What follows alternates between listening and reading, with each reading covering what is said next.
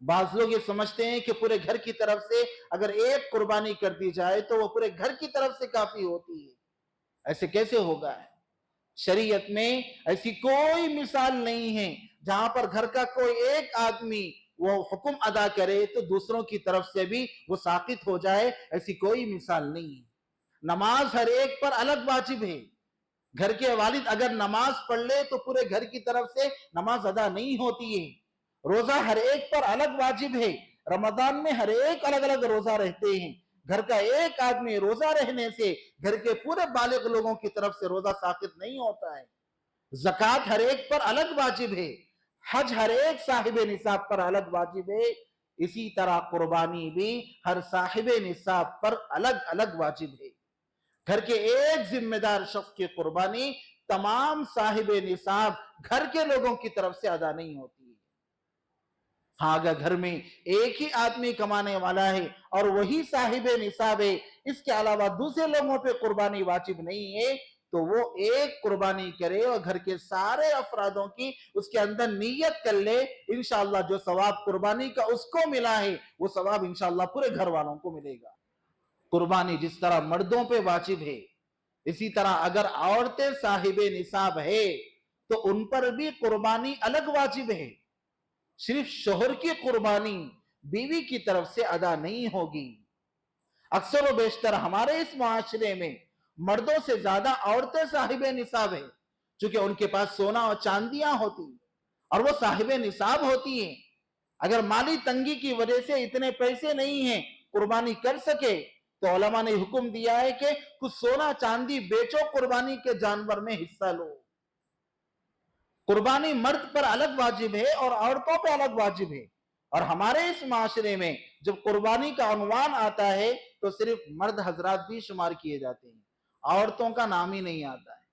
بہت کم گھرانے ایسے ہیں جہاں پر عورتیں صاحب نصاب ہے لیکن وہ قربانی ادا کرتی ہو. ایسے گھرانے کم ہیں اور ایسے لوگوں کی تعداد زیادہ ہے جن عورتوں پہ قربانی واجب ہے، وہ صاحب نصاب ہے، لیکن اس کے باوجود وہ سالوں سے قربانی ادا نہیں کرتی. اس لیے اس مسئلے کو بطور خاص ذہن میں رکھے. قربانی جس طرح مرد پر واجب ہے اگر وہ صاحب نصاب ہے، اسی طرح عورتوں پہ بھی قربانی واجب ہے اگر وہ صاحب نصاب ہے. اور بعض مرتبہ ایسا ہوتا ہے کہ گھر کی صرف عورتوں پہ قربانی واجب ہوتی ہے، گھر کے مردوں پہ قربانی واجب نہیں ہوتی، وہ صاحب نصاب نہیں ہوتے. تو ایسی شکل میں قربانی اپنے نام سے نہیں بلکہ اپنے بیوی کے نام سے ادا کرے، چونکہ قربانی ان پر ہی واجب ہے، ہم پر واجب نہیں. یہ وہ مسئلہ ہے جس پر امت کے کم لوگوں کی توجہ ہے. اس پر توجہ دینے کی ضرورت ہے، ورنہ کم علمی کی بنیاد پر سالوں سے ہم قربانی چھوڑنے کے عظیم گناہ میں مبتلا ہو رہے ہیں. اور تیسرا اہم مسئلہ، قربانی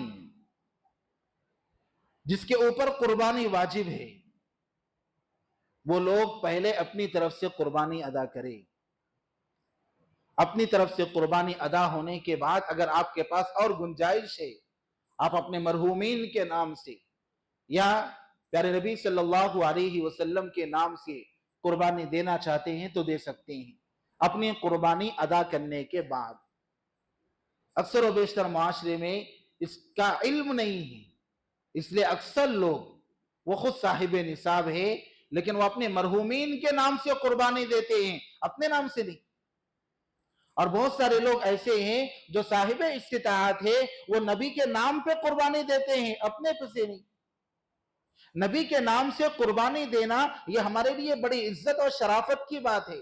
اپنے مرحومین کی طرف سے قربانی دینا یہ ہمارے لیے بہترین نیک عمل ہے، لیکن ہماری طرف سے قربانی دینا یہ واجب ہے.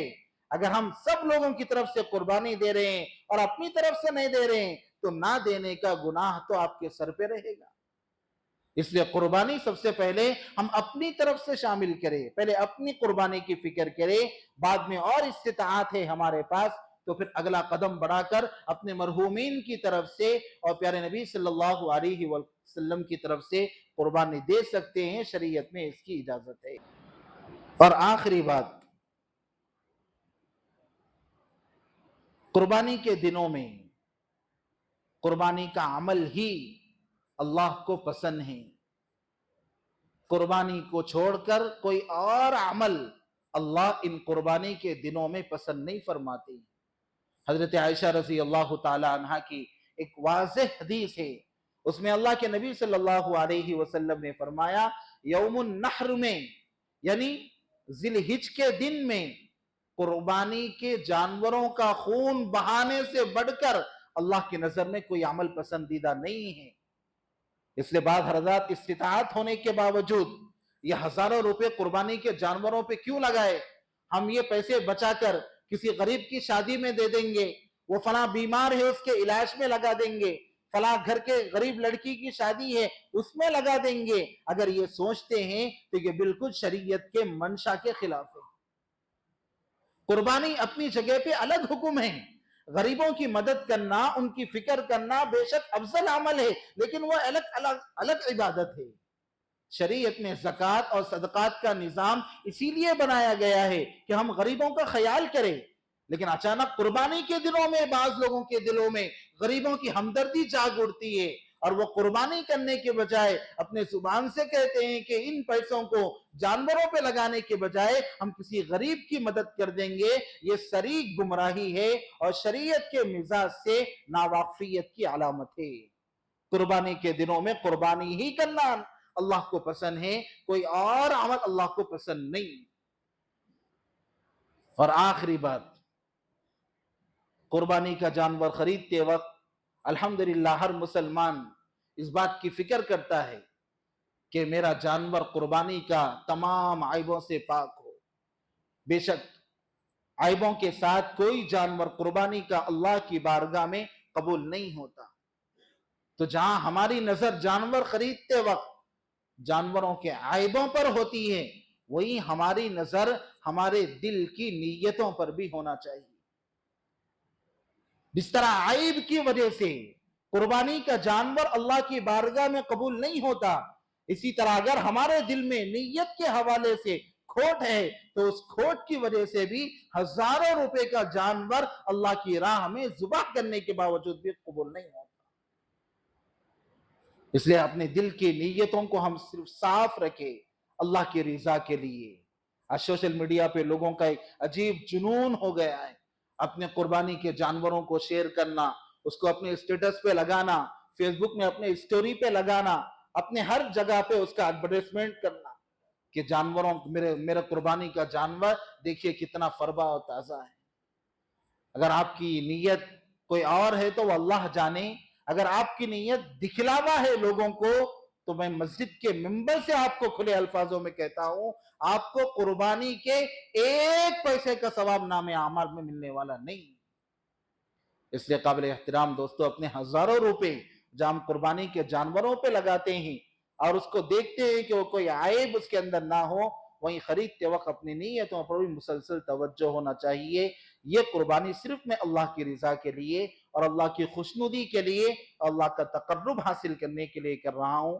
ان خالص نیتوں کے ساتھ قربانی کریں گے تو انشاءاللہ ہمارا قربانی کا یہ عمل اللہ کی نظر میں ایک بہترین عمل ثابت ہوگا، اور یہ عمل کل قیامت کے دن ہمیں جنت میں لے جانے کا بہترین سبب بنے گا، اور ہمارا یہ عمل ہمارے گناہوں کے معافی کا سبب بنے گا، اور ہمارا یہ عمل ہماری مغفرت کا سبب بنے گا. ورنہ ہزاروں روپے خرچ کرنے کے باوجود یہ ہمارے لیے ثواب مغفرت کے بجائے الٹا وبال جان بھی بن سکتا ہے. اللہ رب العالمین مجھے اور آپ لوگوں کو اس قربانی کے اہم موقع پر کی گئی ان اہم باتوں پر توجہ دینے اور اس کے مطابق اپنی قربانی جیسے عظیم عبادت کو ادا کرنے کی توفیق عطا فرمائے.